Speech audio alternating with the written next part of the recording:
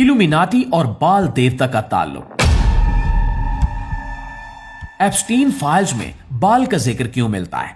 चौंका देने वाला राज फाश हो गया।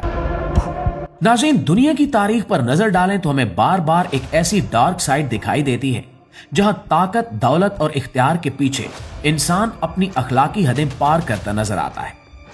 इल्यूमिनाटी जैसे खुफिया गिरोहों के किस्से हों या एप्स्टीन फाइल्स में सामने आने वाले बाअसर नाम, ये सब हमें इस सवाल पर मजबूर करते हैं कि आखिर ताकत हासिल करने की ये दौड़ इंसान को कहां तक ले जाती है। बाअसर अफराद के खुफिया मेल जोल, बंद कमरों के फैसले और बच्चों के जिनसी इस्तेसाल से ये तासुर मिलता है कि असल मसला अफराद नहीं बल्कि वो सोच है जो ताकत को सब कुछ समझ लेती है।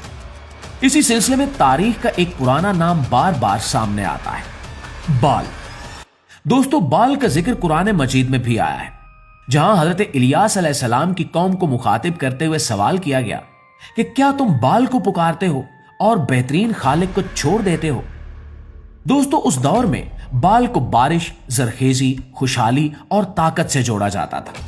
यानी बाल सिर्फ एक बुत नहीं था बल्कि एक सोच की अलामत था। ऐसी सोच जो ये मानती थी कि ताकत हासिल करने के लिए हर कुर्बानी जायज है, और यही बुनियादी अकायद इल्यूमिनाटी के अहम असूल समझे जाते हैं। इल्यूमिनाटी शैतानी देवताओं और बिलखसूस बाल की पूजा करती है और इसी शैतानी ताकत से मदद मांगती है। कदीम किनानी रिवायात में बाल की इबादत के साथ ऐसे रस्म व रिवाज भी मंसूब किए जाते हैं जिनमें बच्चों की कुर्बानी और खून चढ़ाने की रसूमात शामिल थी, जिन्हें देवता को खुश करने और ताकत हासिल करने का जरिया समझा जाता था। मतलब यह कि बनी इस्राइल यानी यहूदी कौम उस बुत की पूजा और बुत को खुश करने के लिए मासूम बच्चों की कुर्बानी दिया करते थे। हैरत अंगेज बात यह है कि आज एप्स्टीन जैसे केसेस में जो बच्चों के जिनसी इस्तेसाल और होशरुबा इंकिशाफात सामने आए हैं, वो महज आम जिनसी जराइम की कहानियां नहीं हैं, बल्कि इनमें ताकत, कंट्रोल, दौलत और खुफिया हलकों का एक पूरा निजाम झलकता है।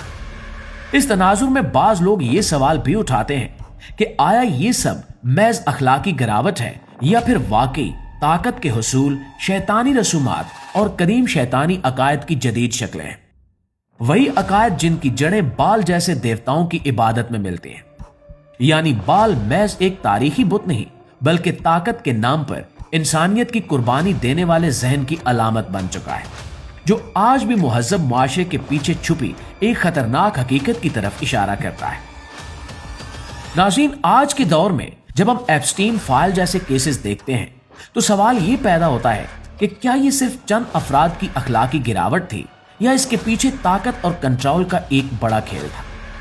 इन मुकदमात में सामने आने वाली तफसीलात हमें यह सोचने पर मजबूर करती हैं कि बाअसर तबका किस तरह कानून, पैसे और ताल्लुकात का इस्तेमाल करके खुद को महफूज समझता है, जबकि कमजोर लोग पिस जाते हैं।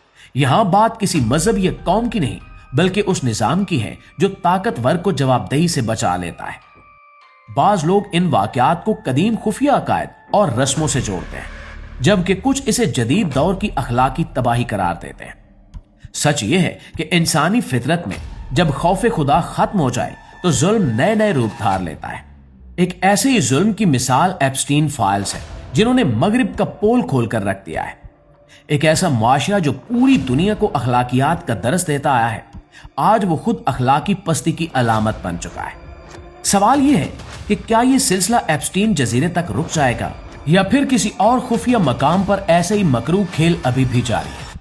आपकी राय क्या कहती है, कमेंट में जरूर बताइएगा। वीडियो अच्छी लगी है, मालूमात में इजाफे का बायस बनी है, या आपने इस वीडियो में कुछ ऐसा जाना है जो आप पहले नहीं जानते थे, तो हमारी इस कोशिश को एक लाइक और एक शेयर जरूर दीजिएगा।